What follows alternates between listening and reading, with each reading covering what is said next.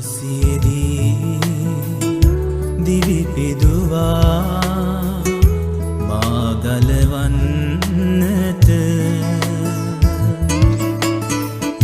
ලී දහරා ගලා ගියා මා මුදවන්නට.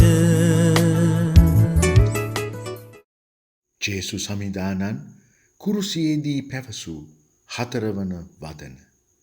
මාගේ දෙවියනි, මාගේ දෙවියනි, ඔබ මා අත්හැරියේ මන්ද. මේ වන විට ජේසු සමිදානන් වහන්සේට තම අත් දෙක අහිමි වී තිබුණා. කුරුසියේ ඇනගසා තිබුණා. තම දෙපය අහිමි වී තිබුණා. කුරුසියේ ඇනගසා තිබුණා. මුළු ශරීරයේම බර අල්ල මත රැඳී පැවතුණා. හිස මත කටුඔටුන්නක්, සිරුර පුරාවට කස පහර ලද කැපුම් තුවාල. රුධිරය වැහැරෙනවා.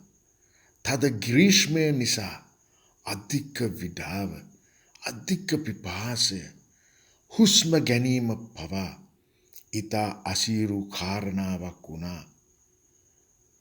ශබ්ද නගා කතා කිරීමට පවා නොහැකි වුණා. තමා අතිශය ප්‍රේම කරපු ගෝලයා තම මෑණින් සහ හිතවත් කාන්තාවත් කීප දෙනෙක් හැරුණු විට කුරුසිය අභියස ශ්‍රාවකයන් පවා නැහැ.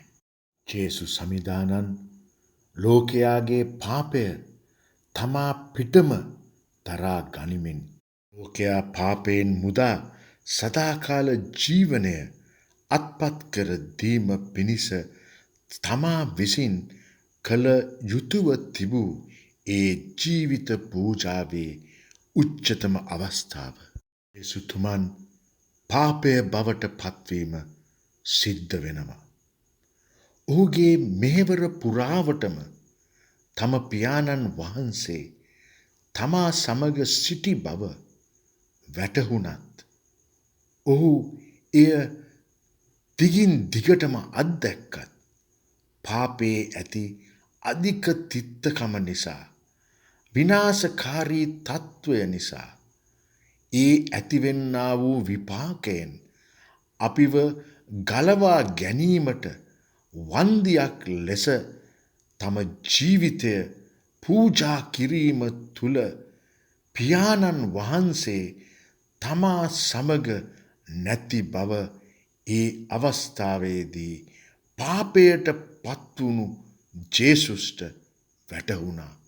ජේසු අපි නිසා පාපය සමග හුදකලා වුණා.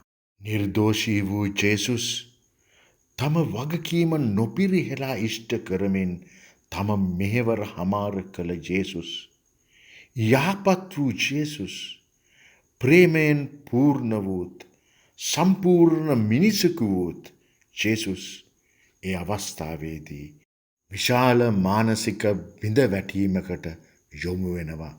එනම් මේ අතිශය අසීරු දුක්බර මොහොතේදී මාගේ පියාණන්වත් මා සමග නැද්ද යන හැඟීම ඇතිවෙනවා.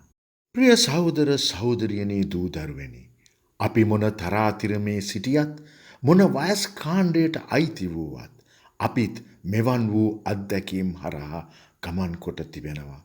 එනම් ප්‍රතික්ෂේප වීමේ, එහෙමත් නැත්නම් ප්‍රතික්ෂේප කිරීමේදී ඇතිවන වේදනාව දරා ගැනීම. විශේෂයෙන් නොකළ වරදකට දඬුවම් ලබනකොට බොරු සාක්ෂි ගොඩනගා අයුක්ති සහගතව පීඩනය, පීඩාවට ලක් කරමින් තම හොඳ නම, චරිතය ඝාතනයකට ලක් කරමින් තරහක්, කෝන්තරයක් පිරිමසීමට කටයුතු කරන විට තමා ආශ්‍රය කරපු, තමා ප්‍රිය කරපු, තමා උදව් උපකාර කරපු ඔවුන් වෙනුවෙන් තමා පෙනී සිට ඔවුන්ව අයුක්තියෙන් අසාධාරණයෙන් මුදාගත් අය තමා අසරණ වූ විට තමා වෙනුවෙන් කතා නොකොට පෙනී නොසිට උදව් උපකාර නොකොට යුක්තිය සාධාරණය ඉෂ්ටකර දීමට ඉදිරිපත් නොවී සිටීම තුළ ඔබත් මාත් මේ හා සමාන අවස්ථාවන් හරහා ගමන් කරනවා. විශේෂයෙන් තම භාර්යාව, ස්වාමිපුරුෂයා, මව පියා, සහෝදරයා සහෝදරිය, දුව පුතා, අසල්වැසියා, හිතමිතුරා, පූජකතුමා, සභාව තමා නිර්දෝෂී බව දැන දැනත් ඒ වග සනාත කිරීමට ඉදිරිපත් නොවීම තුළ අප සිත කය මනස කැඩී බිඳී පොඩි වී අපි සමහරෙක් සියදිවි නසා ගැනීමට පවා පෙළඹෙනවා.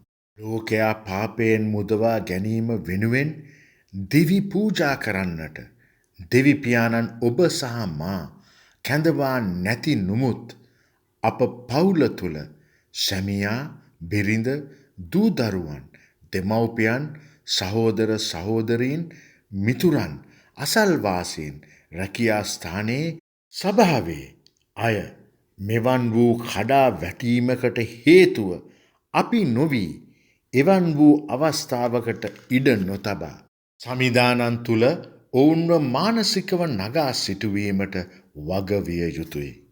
තාවලිය 34:18 හිමිතුමානෝ බිඳුණු සිත් ඇත්තන්ට ලංව සිටින සේක තැලුණු හදවත් ඇත්තන්ට පිහිටවන සේක. ඔබ සැමට දේව පිහිටයි. ආදරේ ජේසු